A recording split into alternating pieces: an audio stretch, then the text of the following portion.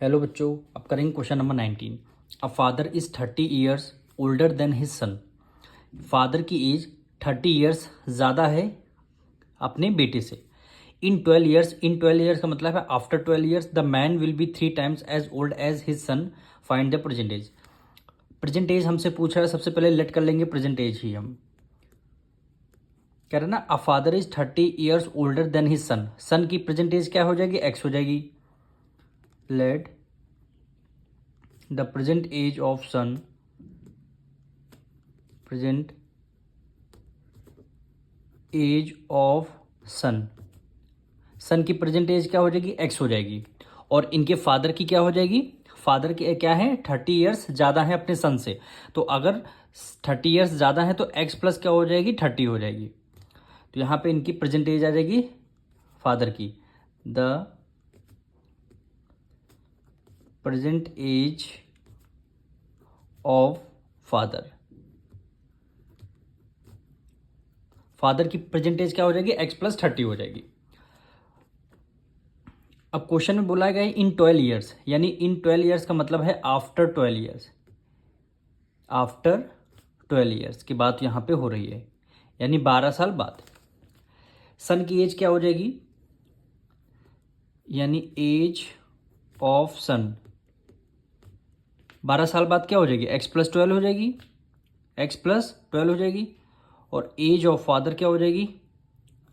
As of father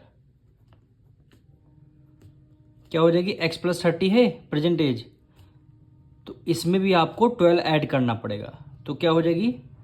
x plus 42 क्या हो जाएगी? एक्स प्लस सन की एज एक्स प्लस 12 और फादर की एज एक्स प्लस 42 हो जाएगी। अब आते हैं अकॉर्डिंग टू क्वेश्चन। अब हमसे क्वेश्चन क्या कह रहा है? क्वेश्चन ये कह रहा है the man will be 3 times. The man, man कहाँ पे है? फादर की यहाँ पे बात हो रही है, तो यहाँ पे लिख लेते हैं एक्स प्लस 42। एक्स प्लस 42 कह रहा है man, the man will be 3 times as old as his son. अब देखिए मैन की एज आ गई, सन की एज कहाँ पे है? एक्स प्लस 12 है। अगर दोनों को हमें इक्वल प्रूव करना है तो कितने कितने टाइम्स है? वो 3 टाइम्स है। तो 3 टाइम्स, ये तो हुई फादर की एज और ये हो जाएगी सन की एज। तो सन की एज को अगर हम 3 टाइम्स मल्टीप्लाई कर दें तो फादर की एज के इक्वल आ जाएगी। जी बिल्कुल आ जाएगी। फादर की एज क्या है? एक्स प्लस 42 है। और सन की एज क्या है? आफ्टर 12 या एक्स प्लस 12 है। तो दोनों को बैलेंस करने के लिए हमें क्या करना पड़ेगा? 3 से इस सन की एज को मल्टीप्लाई करना पड़ेगा। वही हमें क्वेश्चन में कह रहा है the man will be 3 times as old has his son. क्या मतलब है इसका? कि ये जो फादर की जो एज है सन की एज के इक्वल लाने के लिए क्या करना होगा? 3 टाइम्स सन से मल्टीप्लाई करना होगा। अब इसको सॉल्व कर लेंगे तो आपका आंसर हो जाएगा, यानी ब्रैकेट ओपन होगा एक्स प्लस 42, 3 की मल्टीप्लाई एक्स से करना होगा, 3 की मल्टीप्लाई 12 से करना होगा। 3x हो जाएगा प्लस 12 2 जा 24, 12 3 जा 36। अब ये वेरिएबल टर्म है, इसको एक साइड कर लेते हैं, यानी x 3x उधर प्लस का है, इधर किस में आ जाएगा? माइनस को हो जाएगा, इक्वल टू 36। 42 इधर प्लस का है, इधर किस में आ जाएगा? माइनस में आपका आ जाएगा। अब 3 में से 1 गया, 2 आ जाएगा, यानी 2x। दोनों में से ग्रेटर नंबर कौन सा? 3 है। माइनस का साइन लगा दिया, हमेशा ग्रेटर नंबर का साइन लगता है। अब इसको 42 में से हमें कितना माइनस करना होगा? 36 माइनस करना होगा, कितना हो जाएगा? 6 आ जाएगा।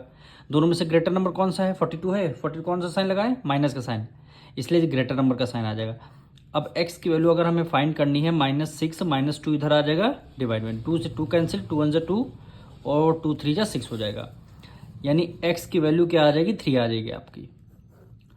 x की वैल्यू हमारी क्या आ गई? 3 आ गई। अब प्रेजेंट एज हमने सन की एक्स सेलेक्ट किया था, तो प्रेजेंट एज क्या आ गई? हमारी 3 आ गई। और फादर की एज क्या आ जाएगी? 30 में 3 ऐड कर दें, कितना हो जाएगा? 33। यानी यहाँ पे लिख देंगे एज ऑफ सन, हमने क्या लेट किया था? एक्स लेट कर लिया था, तो हमारी 3 ईयर्स आ गई। सन की एज है 3 ईयर्स। और एज ऑफ फादर, फादर की एज क्या हो जाएगी? हमने क्या लेट किया था? एक्स प्लस 30 लेट किया था, तो एक्स 3 हो जाएगा प्लस 30 हो जाएगा, तो क्या हो जाएगा? 33 ईयर्स हो जाएगा। ये आपका 3 ईयर्स सन की एज आई है और 33 ईयर्स फादर की एज आई है। हम मिलेंगे नेक्स्ट वीडियो में।